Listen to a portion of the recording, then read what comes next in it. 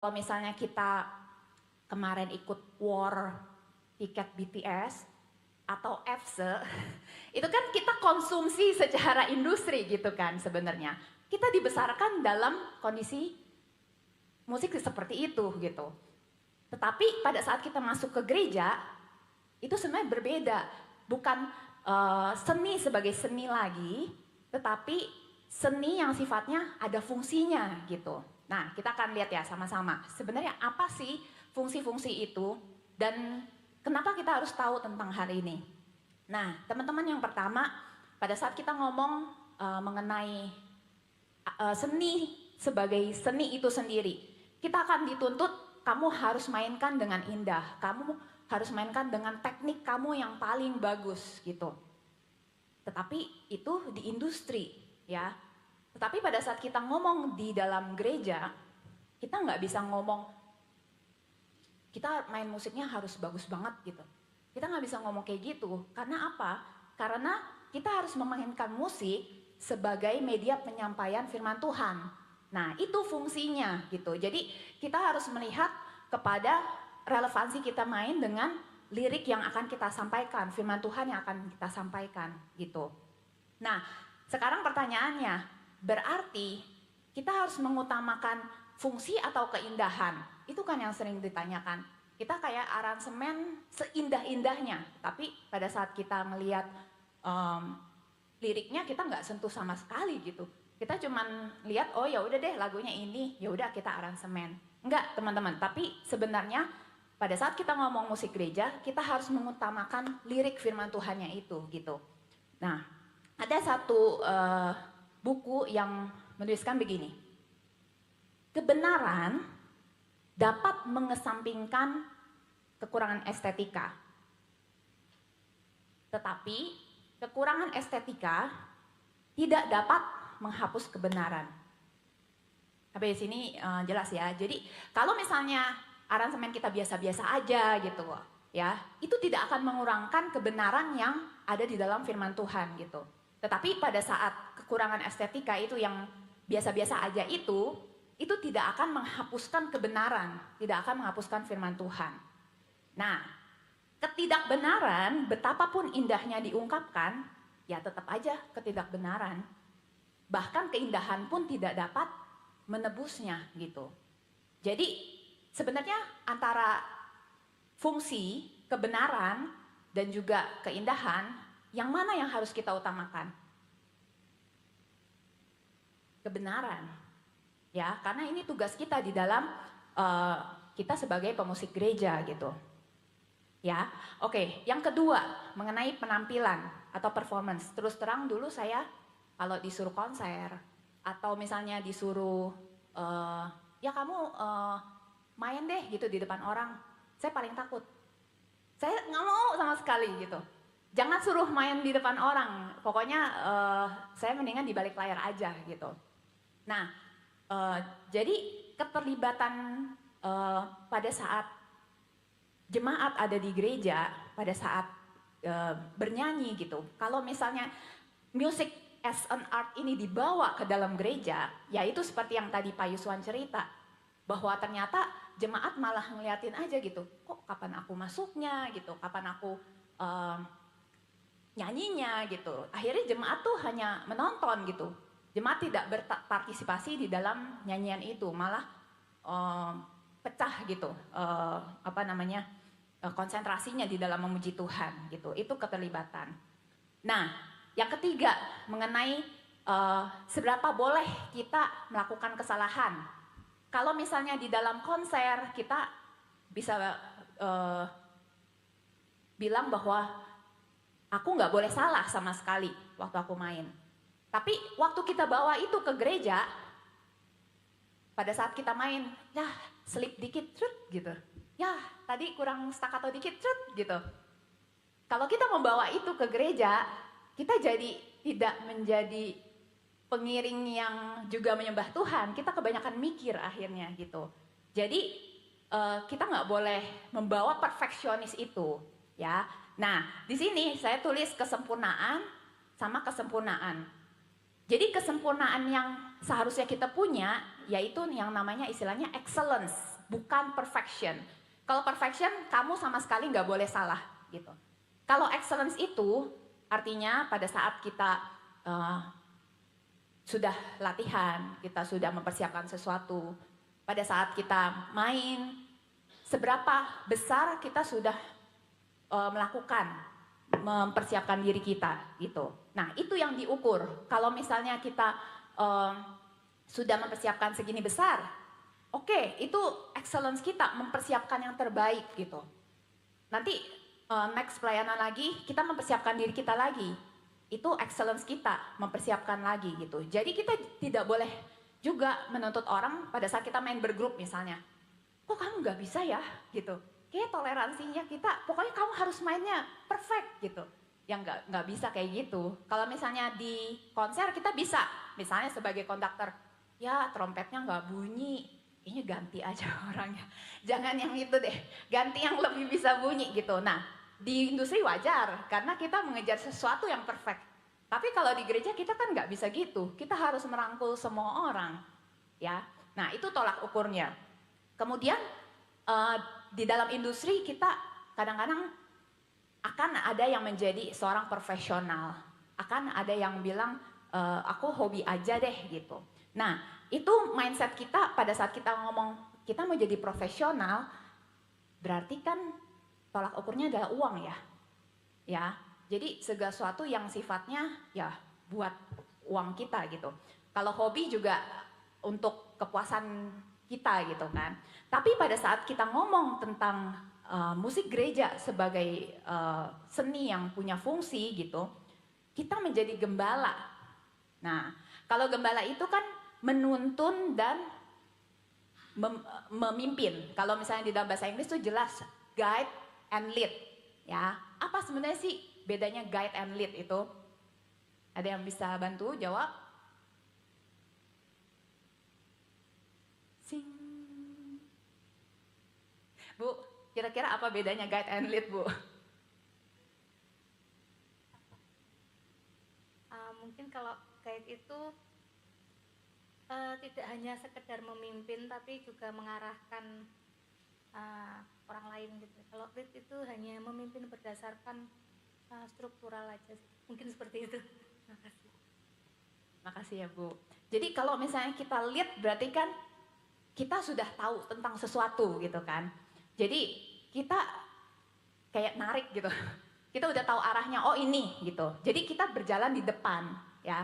Tapi kalau misalnya guide kayak di dalam tour gitu, ya kita sama-sama jalan berdampingan gitu ya.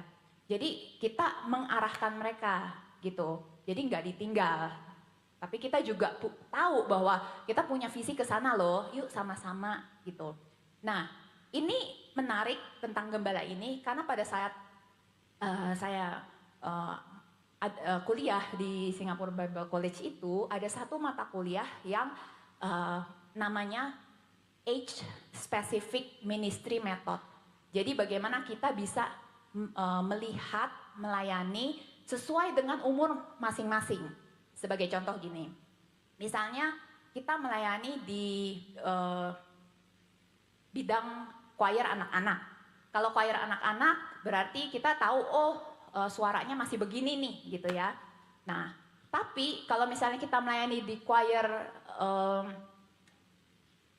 dewasa muda, suaranya itu udah bisa lebih tinggi, mereka udah bisa secara logika gitu. Kita bisa aransemen untuk mereka yang susah-susah gitu ya. Nah, tapi untuk orang tua yang lansia itu nggak bisa ternyata. Karena secara pita suara itu udah tidak bisa selentur yang dulu gitu. Jadi kita sebagai gembala harus mengaransemen sesuai dengan kemampuan mereka gitu. Nah ini yang terjadi pada saat saya ngaransemen untuk lansia. Awal-awal saya bikinnya gini-gini, wah idealis nih, perfeksionis gitu ya. Tapi waktu dicoba ke pelatihnya, Ci, ini mereka nggak bisa. Gitu. Jadi, oke, aku edit gitu. Udah diganti-ganti jadi lebih bisa, oke, kira-kira gimana yang bisa gini-gini gitu. Jadi pada saat itu saya belajar untuk merendahkan diri saya, menahan ego saya, menahan idealisme saya. Gitu. Nah, itu teman-teman sebenarnya apa sih perbedaan kita sebagai musisi yang ada di industri atau kita yang musisi yang belajar benar-benar teknik gitu ya, dan musisi yang ada di dalam gereja. Itu perbedaannya. Jadi bagaimana kita, bisa. Nah ini teman-teman, bagaimana kita bisa melihat pelayanan musik kita itu di dalam gereja sebagai pelayanan yang ada fungsinya gitu. Kita bermain musik, mengiringi, kita menyampaikan firman Tuhan, itu yang pertama. Yang kedua, kita bukan perform, tapi kita harus melibatkan jemaat untuk berpartisipasi gitu. Terus yang ketiga, kita sebagai pemusik, kita tidak bisa menuntut orang untuk perfect, tapi kita bisa meminta mereka untuk yuk kita belajar sama-sama. Seberapa kamu mau belajar, mempersiapkan diri, maju sedemikian, yuk kita terima mereka gitu. Jangan ditolak. Dan yang keempat, kita harus berperan sebagai gembala. Gembala dalam arti kita harus melihat keadaan orang lain itu, keadaannya kayak gimana gitu. Kita harus berusaha berempati supaya kita bisa melihat kemampuan dia itu seberapa. Nah teman-teman, ini adalah pelayanan musik, terutama kita sebagai pemusik di gereja. Karena itu kita nggak bisa membiarkan ego kita untuk mendominasi pada saat kita bermain musik di gereja gitu ya. Ini memang dasar yang membuat kita jadi harus mempunyai kerendahan hati di situ. Oke. Sekarang kita mau masuk ke dalam ibadah hari Minggu, ya. Nah, musik itu saya tulis di situ setara dengan yang lain.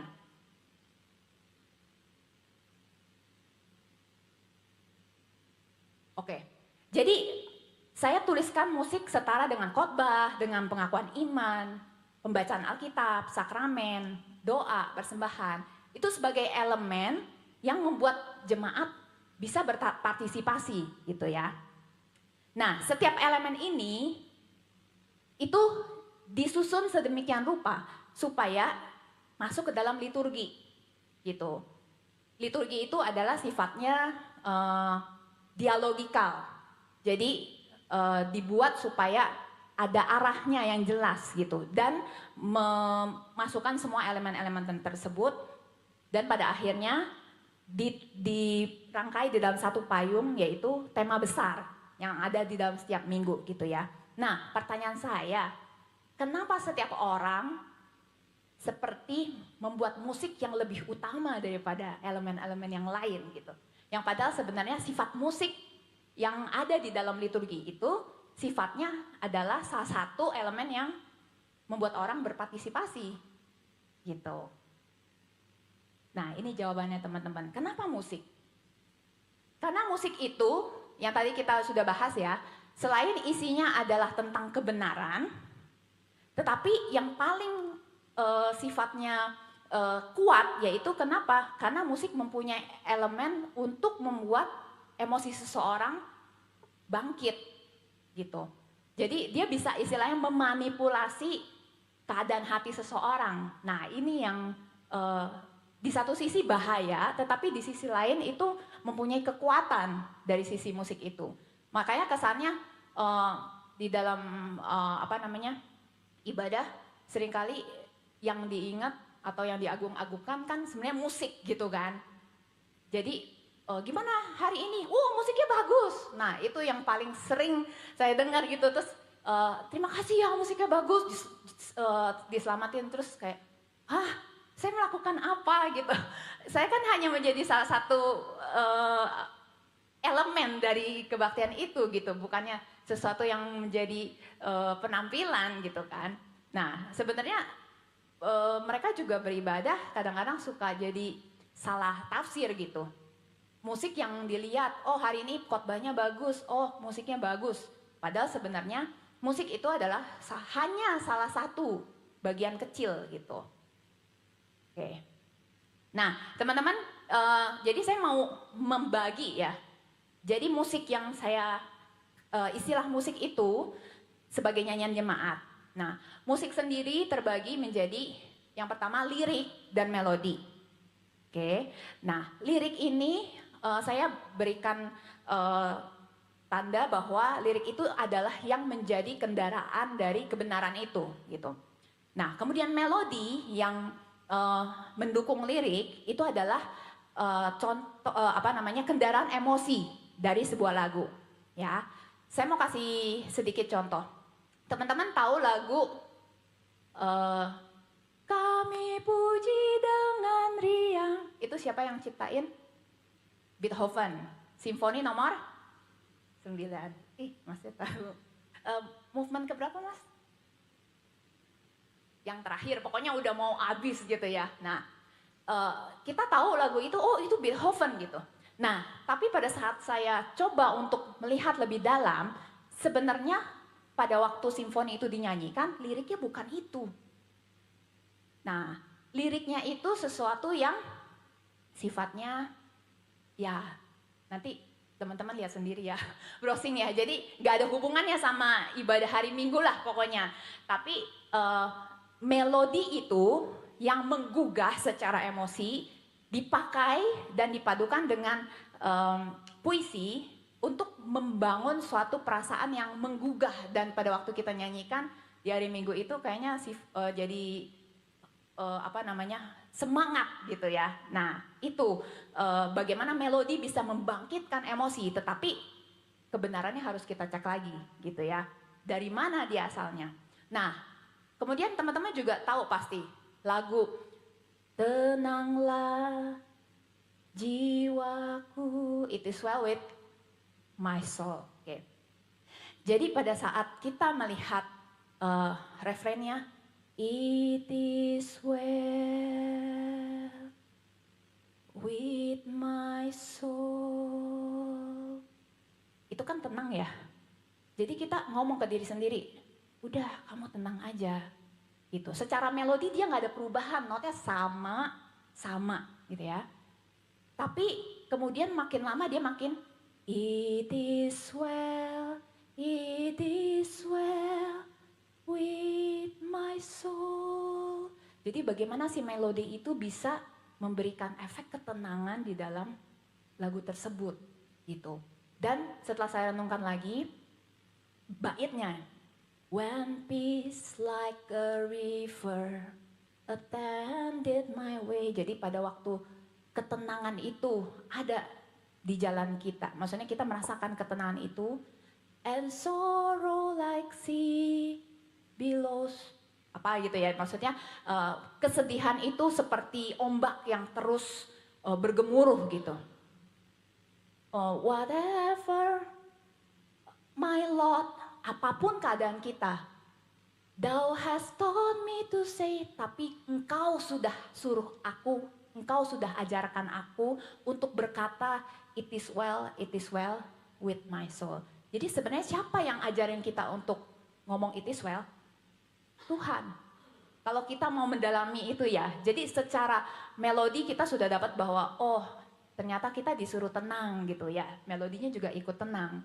Jadi pada saat it is well with my soul, karena Tuhan yang ajarin suruh ngomong gitu, terus notnya naik. It is well with my soul. Itu yang mengenai lirik dan melodi ya. Jadi bagaimana sebuah lagu secara kualitas di dalam musiknya itu sudah ada interpretasinya sendiri gitu ya. Nah, yang kedua yang di bawah yaitu pengiring. Itu juga emosi gitu, tetapi yang ini lebih sifatnya aransemen kita gitu. Bagaimana sebuah pengiring pada saat kita aransemen itu membawa emosi juga. Nah, ini emosi tambahan sebenarnya yang kita mau coba untuk tempelkan di dalam lagu itu. Tetapi emosi seperti apa sih gitu ya? Emosi yang sifatnya harusnya fungsional dong. Yang tadi Pak Yuswan bilang harus mendukung musiknya itu gitu. Bagaimana jemaat bisa didukung dengan musik aransemennya itu gitu ya. Oke, kira-kira nanti kita akan membahas tentang lirik dan melodi dan juga mengenai sedikit banyak ada tentang aransemen tersebut. Oke. Nah, sekarang kita masuk ke, nah ini teman-teman, ini mungkin hal yang baru buat teman-teman, tapi buat saya juga ini hal yang baru juga, ini menarik. Jadi pada saat kita masuk di dalam liturgi, kita kan seolah-olah kita main musik dari awal pembuka gitu ya, kayaknya lurus aja terus, kayaknya emosinya datar terus ya, nggak ada gonjang-ganjingnya gitu. Nah, tapi menarik dari buku ini yang ditulis oleh Zach Hicks, yaitu judulnya The Worship Pastor. Jadi Zach Hicks ini mau kasih lihat sebenarnya tuh ada grafik emosional gitu di dalam sebuah liturgi gitu. Nah, pada saat kita datang ke gereja, pada saat itu nggak semua orang punya emosional yang sama. Jadi mungkin sebelumnya ada orang yang habis sedih, atau ada orang yang baru ribut sama mama papanya, atau dicepet-cepetin ke gereja, ayo cepet, atau masih ada yang kepikir mau beli ini, mau beli itu, ya segala macam lah ya. Nah pada saat itu terjadi yang namanya emotional calibration. Jadi yuk kita sama-sama harus satu frekuensi nih gitu. Nah masuk pada saat kita mau prosesi ya, itu di situ ditulis glory of God. Jadi bagaimana pada saat itu kita dibuat untuk yuk masuk, yuk memuji Tuhan gitu ya. Nah kemudian grafiknya turun menjadi di bawah, yaitu dark emotion, itu yang abu-abu ya. Jadi dark emotion yaitu kita diarahkan untuk mengakui dosa kita gitu. Kemudian setelah mengakui dosa, kita diangkat lagi grandeur of grace, yaitu berita anugerah gitu. Nah, ini yang terjadi, yang seringkali kita harus cermat nih, lagunya gini. Ini maunya slow apa fast ya temponya gitu ya. Nah, pada saat kita melihat biasanya Glory of God nih.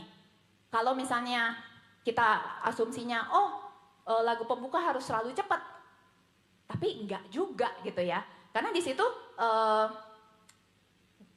emosinya bisa joy, bisa anticipation, bisa wonder, bisa bisa excitement atau inspiration.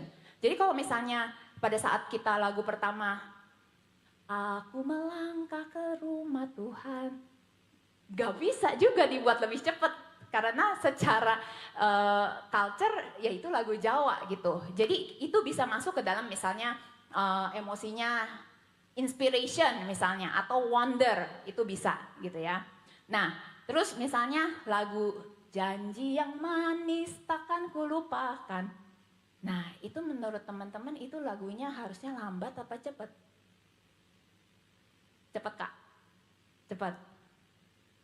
Ada yang bilang lambat? Tergantung emosinya sebenarnya ya. Jadi kalau misalnya kita bilang cepat, jadi liriknya gini. Janji yang manis kau tak kulupakan, tak terombang-ambing lagi jiwaku. Kalau di Grandeur of Grace berarti kita akan masukin ke dalam yang apa? Greater joy misalnya, ya Pak. Ya, atau misalnya security misalnya, karena Tuhan janji kita tidak akan dilupakan, ya kan? Bisa. Tetapi bisa nggak kita buat jadi lebih lambat? Artinya misalnya masuk ke dalam comfort misalnya. Janji yang manis kau tak kulupakan, tak terombang-ambing lagi jiwaku. Ya kan? Dan waktu Tuhan bilang di ref, kau tidak akan aku lupakan, aku memimpinmu, aku membimbingmu. Bisa juga itu. Jadi kita nggak bisa bilang sekarang, oh ini happy, ini sad, ini slow, ini fast. Ternyata di dalam grafik ini itu ada emosi-emosi yang lain yang ditimbulkan gitu ya. Nah terus di dalam buku ini juga dikatakan juga gini, kalau nada dasarnya pada saat pengakuan dosa dibuat rendah gitu ya. Terus pada saat berita anugerah itu kan berarti sesuatu yang sifatnya udah victory gitu ya.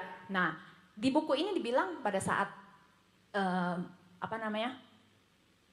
pengakuan dosa itu bisa dibuat lebih rendah gitu.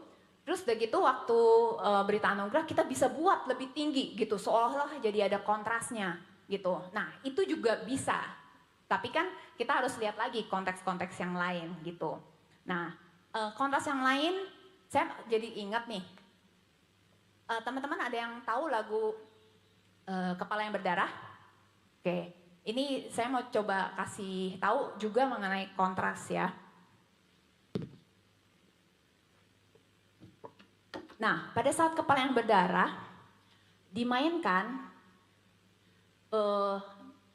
kita nyanyinya begini nih. Ini bisa ya? Tas, oh ya bisa. Oke. Oke, teman-teman. Jadi, Kepala yang Berdarah itu sebenarnya ada di dalam satu karya Johann Sebastian Bach. Nah, Johann Sebastian Bach itu menyanyikan melodi ini sebanyak 5 kali. Dan nada dasarnya tuh beda-beda gitu ya. Nah, yang saya lihat pada saat Yesus, pada saat 5 kali ini, kali yang pertama, dia nyanyi di sini nih.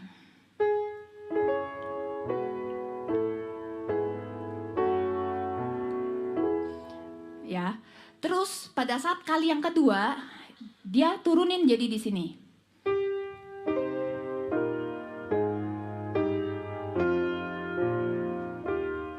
Pada saat kali yang ketiga, dia turunin lagi jadi sini.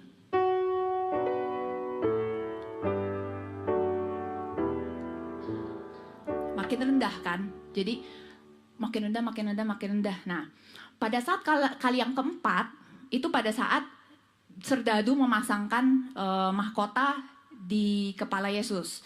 Ternyata dia nggak turunin. Ternyata dia naikin. Jadi nada dasarnya lebih tinggi.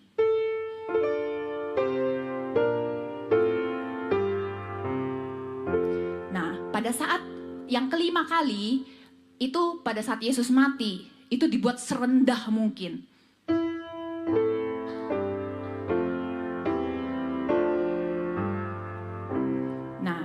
Setelah itu Yesusnya sudah selesai gitu. Jadi kelihatan alurnya bahwa terjadi kontras yang sangat membuat emosi kita menjadi semakin tergugah gitu ya. Nah begitu juga dengan di dalam liturgi ini. Kemudian kalau misalnya kita nyanyi lagu Bila Kurenungkan Dosaku pada saat kita pengakuan dosa.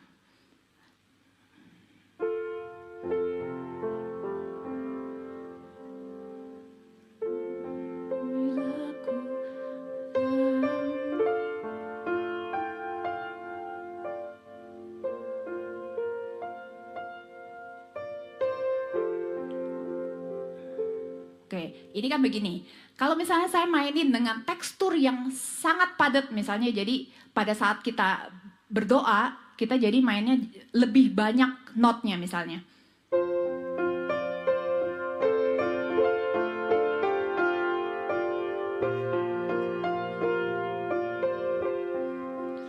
Jadi nggak bisa doa ya. Tapi kita nah, ini masuknya ke dalam tekstur gitu. Kalau misalnya kita tahu bahwa oh itu doa, berarti kita harus membuat teksturnya menjadi lebih tipis. Jadi misalnya cuman sekali-sekali doang. Jadi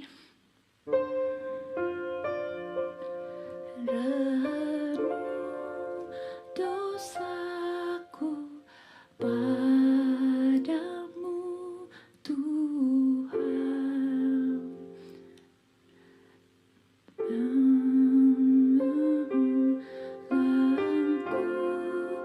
Lakukan di hadapanmu. Bisa juga di atas.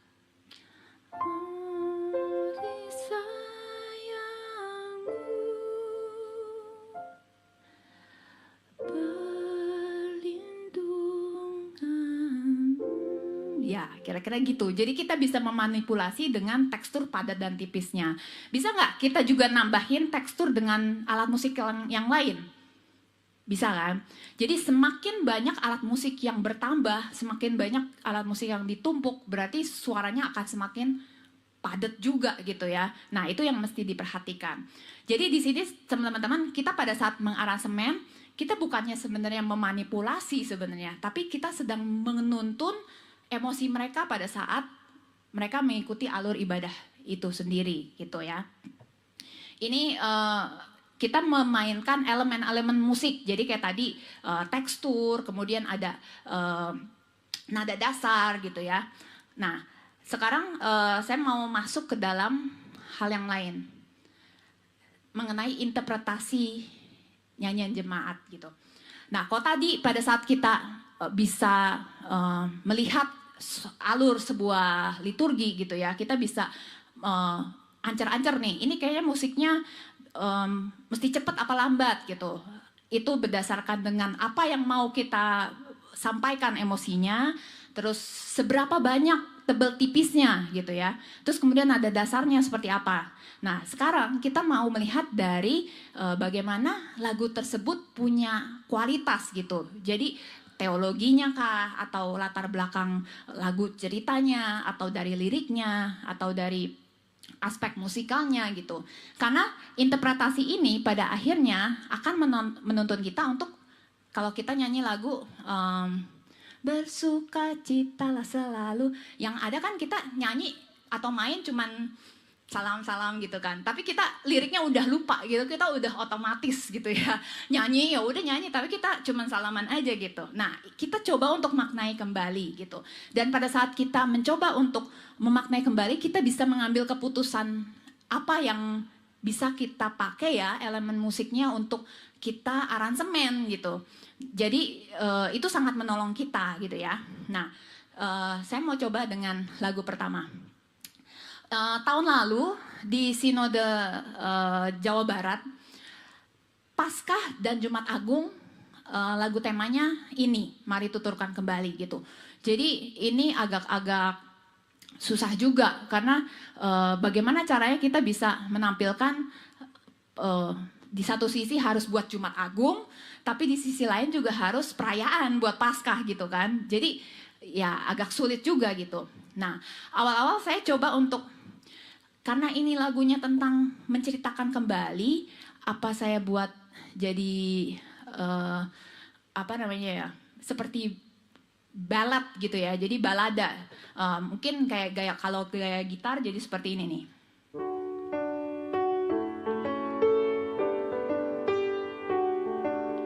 Mari tuturkan kembali kisah yang indah benar, warta berharga sekali, Yesus pahlawan besar.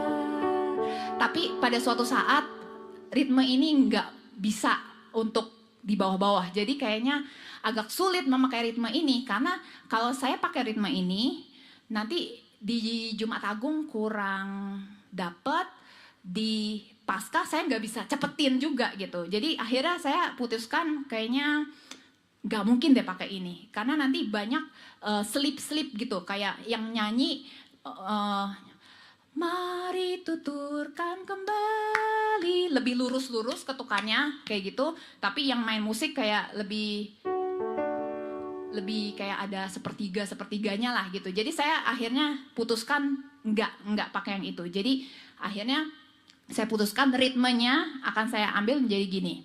Mari tuturkan kembali kisah yang indah benar, warta berharga. Ya, jadi ritme yang saya ambil itu. Jadi waktu Jumat Agung bisa dipakai, waktu Paskah juga bisa dipakai. Nah, pertimbangan lainnya adalah pada saat Paskah saya bisa pakai trompet, karena di gereja saya ada yang bisa main trompet, supaya lebih dapat gitu kayak perayaannya gitu ya. Tapi di Jumat Agung saya coba untuk masukkan flute dan beberapa string. Nah, jadi supaya bisa lebih dapat dengan ritme seperti itu, dua-duanya bisa antara Jumat Agung sama Paskah. Nah, kemudian kalau misalnya kita lihat lagi nih di bagian tengah, bahwa di malam harinya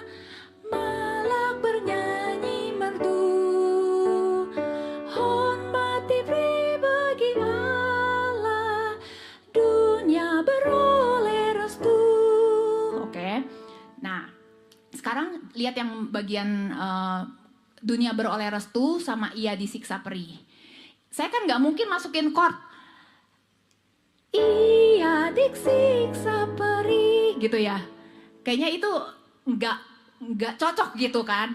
Nanti bagaimana akhirnya jemaat nyanyi ia disiksa perih tapi chordnya happy seperti itu gitu. Nah saya coba untuk cari chordnya gimana sih gitu ya. Jadi saya coba untuk ubah chordnya itu bukan seperti dunia beroleh restu, tapi saya ganti menjadi ia disiksa perih. Jadi bisa lebih nggak terlalu happy, tapi bisa lebih menggambarkan keperihan Yesus itu sendiri gitu. Itu yang harus kita lihat bahwa harmoni chord mempunyai fungsi di situ gitu. Jadi bukan cuman sekedar miring, tapi ada fungsinya seperti yang tadi kita udah itu. Nah, kemudian bagian yang bait ketiga. Yang bait ketiga, kalau saya paksakan untuk mari tuturkan kembali, terus saya pakai chordnya di Tuhan dipaku di salib, bisa sih sebenarnya kan. Tapi kalau misalnya kita mau coba untuk menggali emosinya gitu ya, kita bisa ya ke minor, tinggal ke minor ya. Jadi Tuhan dipaku di salib, tubuh memar di dera, matinya si Ista dan Aib, lalu dikubur segera. Nah, udah bagian yang sedih-sedihnya. Sekarang masuk ke warta gembira sekali, berarti kan ada suatu kontras di situ yang terjadi kan. Nah, saya coba untuk berarti di sini harus sesuatu yang sifatnya megah dan juga pada saat Paskah trompet bisa main di situ. Jadi warta gembira sekali, kubur tak dapat menang, pepet di situ. Trompetnya masuk di situ gitu. Jadi bisa menggambarkan bahwa ada warta yang sangat gembira sekali dan Tuhan kembali hidup gitu. Nah, jadi itu yang saya pertimbangkan bahwa bagaimana sebuah aransemen bisa secara fungsional menguatkan pesan yang dituju gitu. Ya, itu satu lagu. Oke, lagu berikutnya teman-teman. Oke.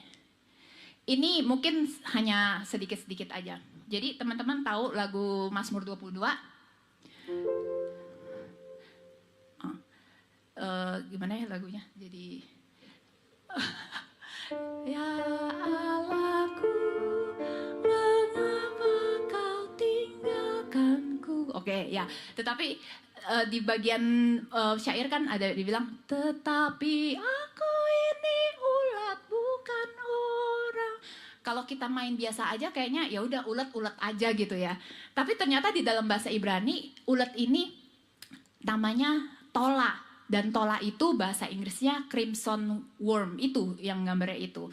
Jadi ingin menceritakan bahwa crimson worm itu sebenarnya mirip analoginya seperti Yesus. Jadi cara daur hidupnya seperti ini. Jadi pada saat crimson worm udah mau bertelur gitu, dia naik ke pohon, ke kayu, kemudian dia bertelur gitu. Terus pada saat telurnya sudah siap untuk keluar dari perut ibunya gitu ya, akhirnya ibunya mati gitu. Jadi itu mau menganalogikan seperti Kristus yang naik ke kayu salib untuk ya udah menebus, memberikan hidupnya gitu. Jadi si telur-telur itu akhirnya mempunyai kehidupan, tetapi ibunya mengorbankan dirinya gitu. Ya, ini mungkin pada saat kita tahu ceritanya seperti ini, kita akan lebih bisa meresapi gitu pada saat kita memainkan lagu tersebut. Padahal hanya sepele ya tentang ulet gitu, tapi ya itu sesuatu yang menarik gitu. Nah, kemudian lagu berikutnya, Tuhan kami berlumuran dosa ya.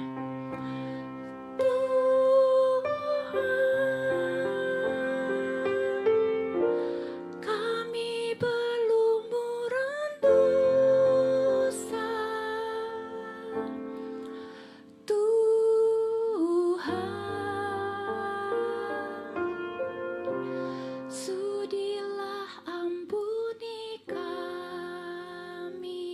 Nah, lagu ini menarik teman-teman, karena pada saat saya sharing lagu ini dengan teman saya yang teman-teman saya yang lain gitu ya, ternyata ada satu orang yang kontak saya.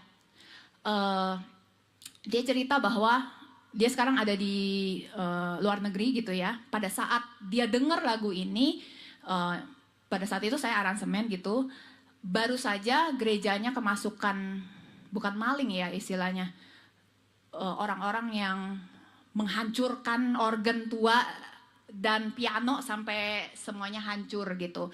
Dan pada saat dia dengar saya mainin lagu ini, dia cerita gitu, Heidi pas banget, aku sedih banget gitu karena piano kita dirusak, organ kita dirusak, tapi syair ini jelas banget buat kita bahwa harta kami musnah sudah, piano kami sudah rusak, organ kami udah rusak, tapi kami masih punya hati ternyata. Dan seperti yang di bait ketiga dibilang, ya udah Tuhan, aku masih punya hati, tapi ya sudah, aku sudi ampuni mereka. Jadi semenjak saat itu lagu ini buat saya dalam ya, mengenai minta pengampunan gitu ya, tetapi pada saat yang sama kita juga minta Tuhan mengampuni orang lain yang sudah melukai kita juga gitu ya. Oke, itu bisa juga dari kesaksian orang gitu pada saat kita mau mendalami satu lagu gitu. Nah, ini lagu yang menarik teman-teman. Dalam Lautan yang Gelap. Jadi kita lihat dari bahasa Inggrisnya ya. Jadi bahasa Inggrisnya bilang, I was sinking deep in sin. Jadi benar-benar udah tenggelam di dalam air, di dalam laut. Aku udah jauh dari pantai, aku udah gak bisa keluar lagi gitu ya. Tetapi ternyata ada penguasa lautan yang mendengar tangisan aku, kemudian aku ditarik dari dalam air gitu. Jadi pada saat kita memang udah benar-benar gak bisa ngapa-ngapain, ternyata ada master of the sea, penguasa laut ini gitu. Nah kemudian refnya dibilang love lifted me, kasih kudus, bahasa Inggrisnya love lifted me gitu. Jadi benar-benar mengandaikan bahwa tangan Tuhan yang masuk ke dalam laut yang mengambil. Nah ini yang menarik nih. Kalau kita lihat kan berarti ini tentang laut-laut gitu ya. Pada saat kita, ya kekecilan ya, oh bisa. Jadi pada saat kita ngeliat melodinya gitu ya, itu melodinya seperti kita lagi ada di dalam laut, lagi terombang-ambing gitu. Jadi kalau saya mainin gini,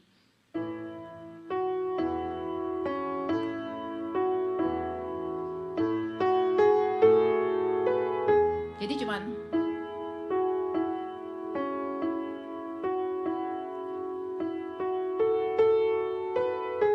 ya, itu jadi benar-benar kita bisa ngerasain bahwa oh iya bener loh, kita di dalam laut loh terombang-ambing gitu ya.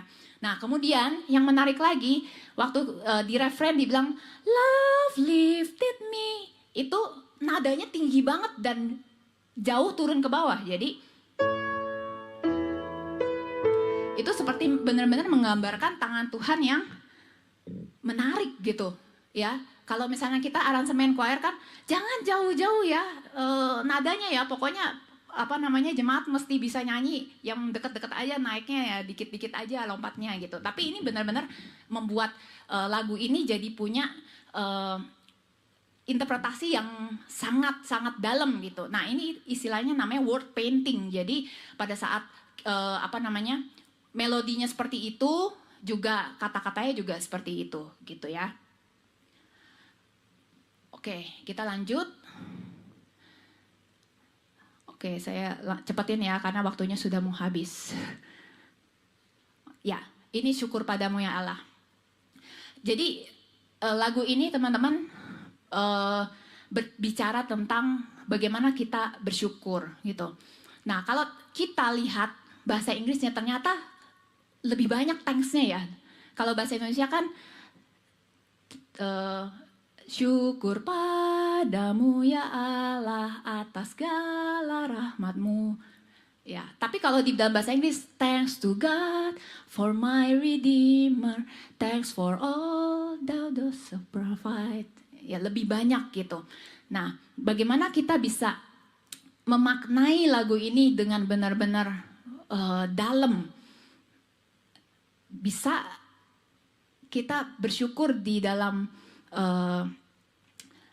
masa-masa baik ataupun masa-masa buruk gitu. Kalau teman-teman hitung tanksnya ada berapa? Banyak di situ.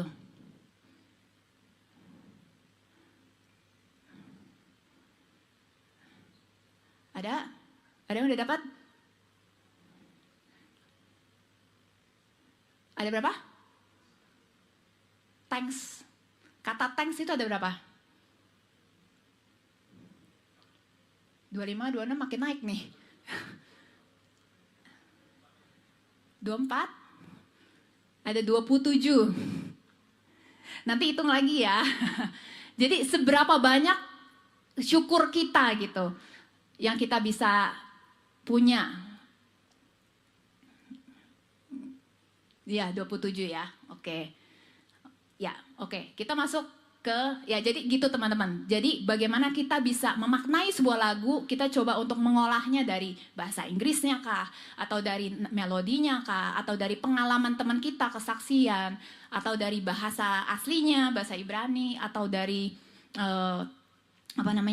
hal-hal yang lain yang bisa membuat kita menghidupi lagu tersebut. Dan kita bisa mengambil, oh aransemennya jadi minor, jadi mayor, atau jadi cepat, atau jadi lambat, atau misalnya punya suatu pertimbangan-pertimbangan khusus gitu ya dari ini. Nah, ini sekarang kita ngomong soal persiapan. Ini saya kasih gambar ini. Jadi lapar apa jadi ngantuk? Nah, teman-teman, ini adalah pantangan yang saya pantang sehari sebelum persiapan hari Minggu. Karena kalau saya makan ini, hari Minggunya saya bermain sambil menyureng. Jadi ada satu buku yang bilang bahwa pelayanan kita di hari Minggu itu dimulai juga di hari Sabtu gitu. Jadi buat saya di hari Sabtu saya sudah menghindari semua makanan yang membuat badan saya jadi nggak enak, yaitu ini gitu. Dan saya coba untuk tidur lebih pagi, jadi saya nggak pergi terlalu jauh gitu ya. Nah itu udah menjadi habit setiap kali saya pelayanan gitu. Jadi temukanlah bagaimana persiapan diri yang baik gitu ya. Dan bahkan bukan hanya hari Sabtu aja, hari-hari sebelumnya juga saya coba untuk mempersiapkan diri dengan hal-hal lain. Misalnya saya tahu bahwa saya akan pelayanan di 3 bulan berikutnya itu dengan orkestra atau dengan tim gitu ya. Itu saya udah proses persiapan-persiapan aransemen atau apa itu 3 bulan sebelumnya gitu. Karena saya tahu di tim saya ada orang-orang yang butuh untuk persiapan lebih. Misalnya ada yang kurang bisa baca misalnya not balok karena saya pakai not balok gitu. Ada yang karena keterbatasan visualnya, retinanya putus jadi dia harus menghafal semua partitur gitu. Jadi saya berusaha untuk bisa hadir buat mereka, untuk membantu mereka untuk menjembatani kelemahan-kelemahan itu gitu. Itu yang harus dilakukan kita pada saat kita main di tim gitu ya. Nah, pada saat kita kerjasama juga dengan liturgos gitu, dengan kantoria atau dengan pemusik lain, saya rasa yang paling sulit adalah komunikasi ya.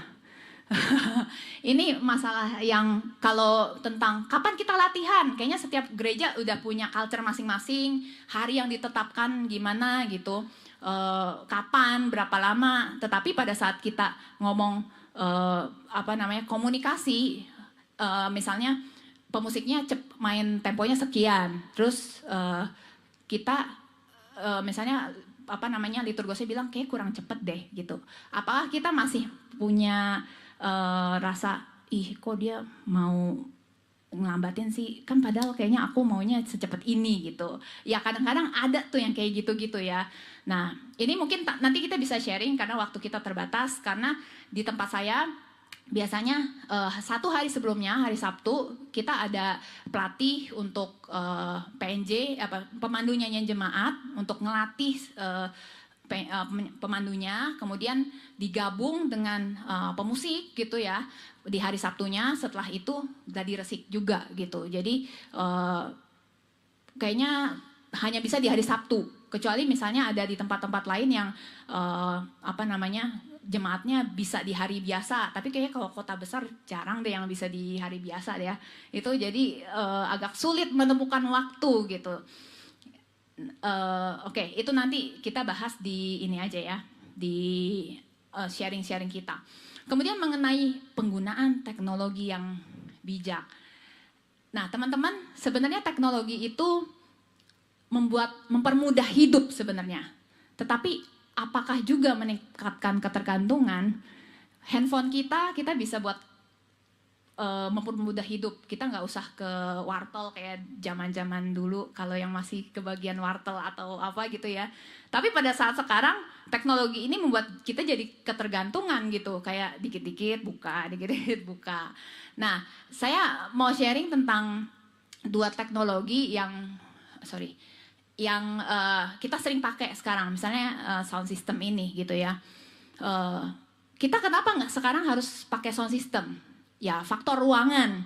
Kalau dulu misalnya ruangan gereja lebih kecil, kita nggak usah pakai sound system. Tapi sekarang kita butuh sound system karena ruangan kita lebih besar gitu. Terus zaman dulu gereja-gereja yang misalnya kayak gereja Katolik gitu ya, mereka akustiknya bagus gitu, bisa mantul gitu ya. Tapi sekarang dengan makin ke sekarang akustiknya semakin kedap gitu. Jadi kita ngomong aja susah. Jadi itu butuh sound system. Kemudian ada juga faktor alat musik, misalnya ini piano yang akustik. Kemudian ada juga drum yang elektrik gitu. Bagaimana supaya suaranya balance gitu. Artinya kan harus dimasukin juga semua ke sound system. Jadi mau nggak mau kita pakai sound system. Dan juga ada juga kebutuhan streaming. Kalau streaming ya mau nggak mau lah dimasukin ya gitu. Nah, faktor yang harus kita perhatikan adalah kita membutuhkan soundman. Tapi apakah kita punya soundman? Tapi mungkin harusnya ada ya. Setidaknya ada satu orang yang pegang sound itu gitu. Nah, sound check juga diperlukan. Jadi artinya kita juga nggak bisa tiba-tiba pagi datang main gitu. Artinya kita harus ada persiapan sebelumnya gitu ya. Teknologi membuat kita harus punya persiapan yang lebih juga gitu, punya waktu khusus untuk membuat balance. Nah, kemudian yang sekarang lagi trending pakai click atau backing track gitu. Kalau terus terang kalau saya masih agak nggak terlalu nyaman kalau pakai ini gitu, karena buat saya butuh waktu lebih untuk mempersiapkan jauh-jauh hari gitu semua aransemen-aransemen yang ada. Terus harus tadi yang seperti Bapak siapa namanya Pak? Ya,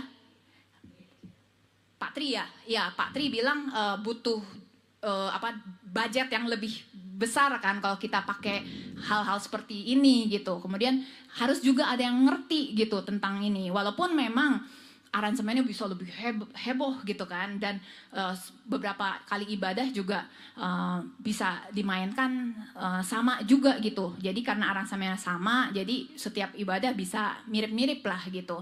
Tapi kan banyak sekali hal-hal yang di luar kontrol kita gitu, karena technical error-nya tinggi. Tiba-tiba kalau mati listrik gimana gitu. Tiba-tiba kalau ngehang gimana. Terus masa kita sambil main sambil kasih kode ke siapa gitu, siapa yang mau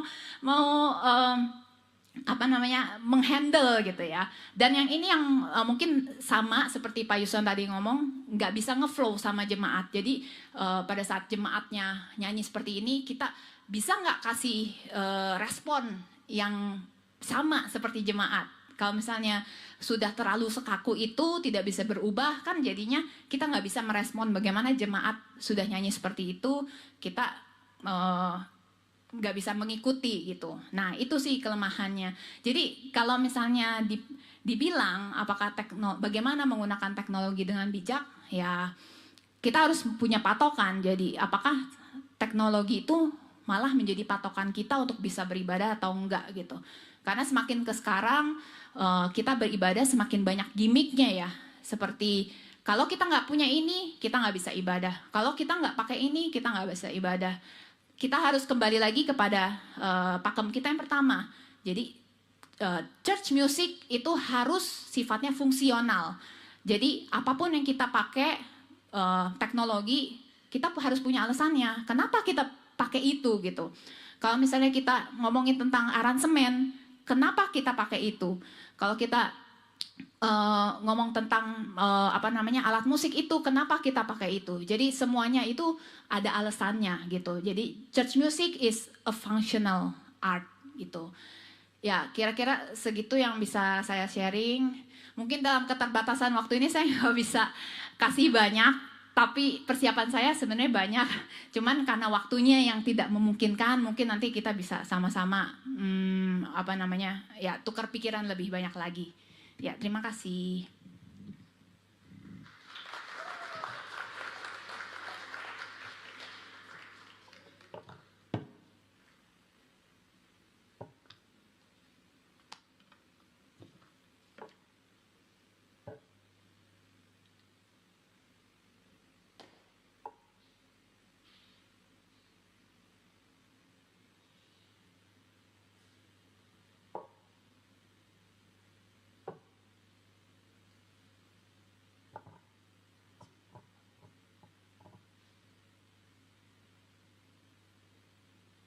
Bapak Ibu Saudara, apa ada yang mau ditanyakan? Kami buka sesi pertanyaan menjadi 2 bagian. Yang pertama untuk 3 pertanyaan dulu, ya. Bagian pertama 3 pertanyaan silakan, ya. 1, ada lagi? Mumpung ketemu di sini dengan Bu Hedi, ya. 2, 1 lagi, 3, ya silakan.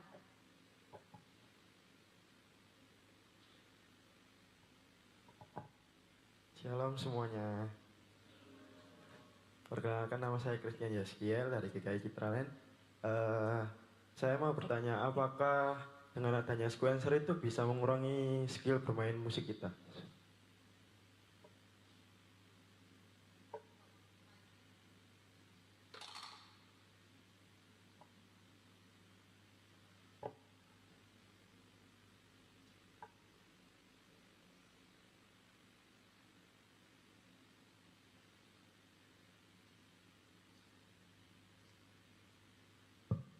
Oke, ya Kak. Jadi Kakak dalam posisi yang bikin sequencernya atau pada posisi sebagai sesama pemain bandnya? Pemain. Apakah di sequencer itu bagian Kakak ada dimainkan juga atau Kakak hanya nebelin aja? Dimainkan dua-duanya sih. Oh, jadi kayak nebelin aja gitu ya?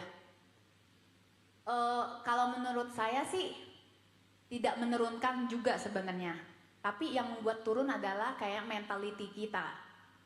Karena kayak kita merasa pada saat kita main tanpa sequencer kita harus punya kesiapan mental 100%.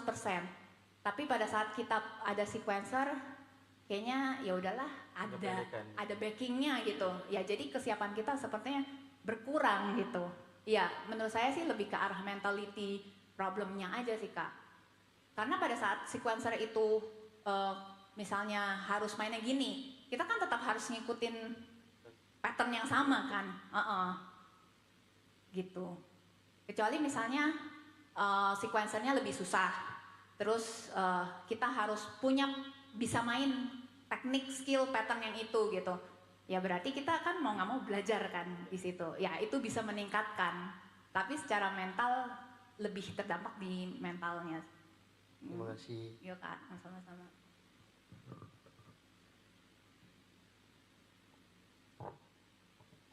Iya, terima kasih Bu Hedi untuk sharingnya yang sangat memberikan insight baru buat kita. Pertanyaan saya kebetulan di GKI Mojokerto. Saya, Bu Ririn sama Bu Widya ini kami di gereja yang sama. Nah, permasalahan kami di gereja kecil, sebagai gambaran di gereja kami ini ada 3 kebaktian. Jadi pagi 6:30, sore itu jam 5, itu ada 2. 1 di gereja induk sama 1 di bakal jemaat pacet. Nah, resources untuk pemusik kami ini tidak banyak. Yang relatif bisa itu kira-kira hanya 4 mungkin ya. 4 orang, dan yang dengan kaderisasi kadang-kadang mungkin 10 dengan kader. Nah, masalahnya adalah kadang-kadang kami harus mengatur jadwal sedemikian rupa sehingga kalau misalnya yang baru kan biasanya kami dampingi ya Bu. Tetapi kadang-kadang ada satu dan lain hal di mana yang memang benar-benar baru belajar terpaksa tampil sendiri. Sehingga itu membuat tentu membuat kondisi pujian tidak akan sebagus biasanya ya. Menurut Ibu bagaimana ya mengaturnya hal itu? Seperti itu kadang-kadang kadang-kadang kami sudah berusaha mengatur sedemikian rupa, tetapi ya akhirnya satu terpaksa yang itu yang pertama. Yang kedua, nah ini masalah klasik mungkin teman-teman ya. Kami ini biasa main kalau yang sudah nada-nada sulit gitu ya kadang-kadang kita turunkan. Atau misalnya kalau terpaksa nggak bisa diturunkan ya kita main transpose gitu ya. Nah menurut Bu Heidi bagaimana ya Bu?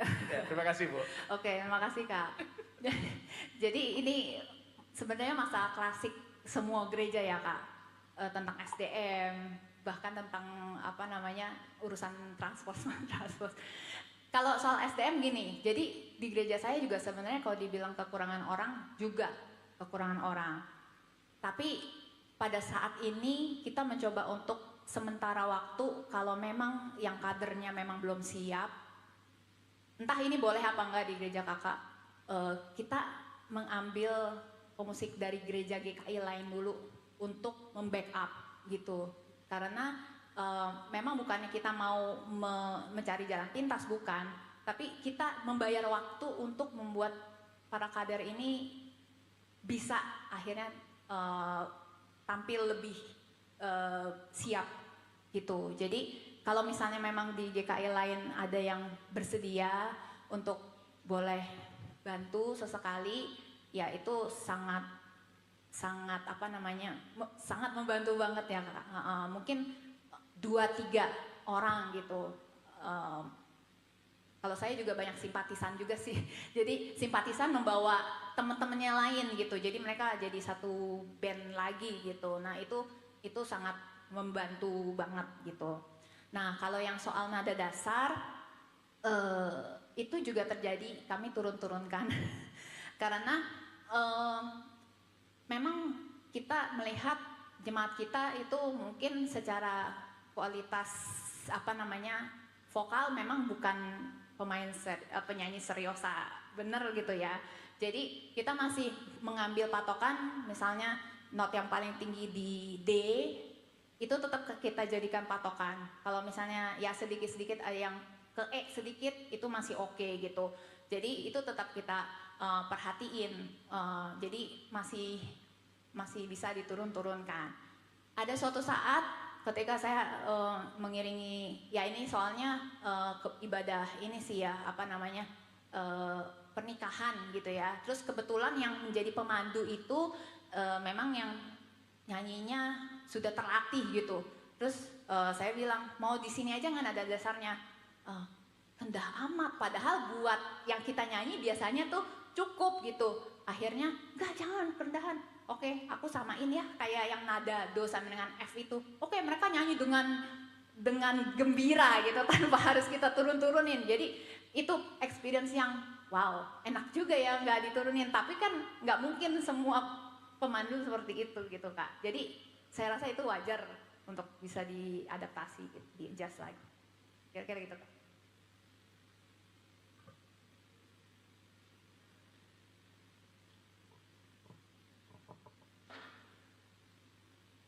Ya, selamat siang. Siang, Saya Pak. Devian dari GKI Mapel. Yang ingin saya tanyakan ada beberapa, Kak. Yang pertama, apakah ada genre musik yang harus dihindari di dalam ibadah? Genre musik tertentu ya, apakah dangdut atau apa yang mungkin itu membuat distraksi di dalam ibadah? Ataukah semua genre itu aman di dalam ibadah minggu dan ibadah yang lain? Yang kedua, di dalam ibadah apakah kita juga perlu memperhatikan audiens yang hadir? Misalkan mayoritas lansia atau mayoritas anak muda di dalam suatu ibadah, sehingga aransemen kita juga perlu dicocokkan dengan kehidupan mereka. Misalkan contoh dalam anak muda, kehidupan anak muda, apakah kita juga perlu menggunakan terutama untuk band ya, singkup-singkup yang membuat lebih meriah Iya. seperti itu, ataukah hal itu tidak perlu seperti memperhatikan audiens yang hadir. Nah, yang ketiga adalah tentang kalau di gereja kami itu ada penyusun liturgi sendiri, Kak. Apakah pemusik juga perlu berkoordinasi dengan penyusun liturgi yang menyusun liturgi dari awal sampai akhir dan memilih lagu? Tentunya kan ada maksud di balik mereka memilih lagu itu ya. Sehingga apakah pemusik juga perlu mencocokkan apa yang menjadi persepsi dari interpretasi dari penyusun liturgi itu? Nah, lalu kalau perlu kira-kira baiknya teknisnya seperti apa? Apakah juga penyusun liturgi perlu menuangkan catatan khusus di dalam lagu-lagu yang dia pilih sehingga pemusik bisa memainkan sesuai dengan apa yang harapkan oleh penyusun liturgi, Kak? Ya, terima kasih ya, Kak. Oke, jadi saya coba jawab pertanyaan 1-2 deh ya, langsung gitu. Jadi kalau kita bilang soal genre, ini masalah yang sensitif buat pemusik. Karena kalau saya, comfort saya itu di klasik. Tapi teman saya comfortnya di jazz, pop, betul. Tapi sejauh saya lihat dan refleksikan bahwa genre itu adalah lebih ke arah bahasa yang disampaikan gitu. Pada saat bahasa itu diterima dengan baik oleh jemaat dan mereka merasa nyaman dengan itu, saya rasa bahasa itu bisa diterapkan. Dalam arti gini, kita harus tahu culture jemaat itu gimana. Kita pakai dangdut, kita pakai keroncong sepertinya masih oke karena bahasanya bahasa culture Indonesia gitu ya. Masih menerima gitu. Pop juga karena kita hidup di dalam lingkungannya pop masih bisa diterima. Tapi apa jadinya kalau kita mengambil bahasa rock misalnya? Apakah gereja kita familiar dengan itu? Apakah mereka bisa menerimanya gitu? Jadi pada saat kita masukkan bahasa yang kurang nyambung gitu ke mereka, ya itu rasanya bisa saja terjadi penolakan gitu ya. Jadi kita sebagai pemusik juga mesti punya hikmat untuk bisa menentukan style apa gitu. Sebenarnya kembali lagi sih, style itu pada akhirnya mendukung nggak sih lirik ya, betul. Pada saat memang lagunya kayak Aku Melangkah Rumah Tuhan, ya mau nggak mau kita akan mendukungnya dengan style Jawa gitu, dan menyesuaikan juga dengan audiens ya yang tua, yang muda. Mungkin ada sedikit perbedaan, tapi saya rasa lebih ke arah volume ya, Kak. Bener nggak? Kayaknya kasihan gitu yang tua, volumenya kegedean. Tapi sebenarnya yang tua pun bisa juga kita adjust dengan tempo juga sebenarnya ya. Karena terus terang mungkin memproses liriknya mereka mungkin lebih butuh waktu daripada anak-anak muda gitu. Terus yang terakhir saya setuju banget karena saya memang kepengennya seperti itu. Bagaimana pemusik bisa bantu untuk masukkan di dalam tim liturgi. Karena kadang-kadang pembuat liturgi nggak ngerti flow yang tadi kita sudah belajar itu kan. Mereka cuma tahu masukin lagunya ini cocok, ini cocok, ini cocok. Tapi pertimbangan musikalnya mungkin memang harus dari pemusik.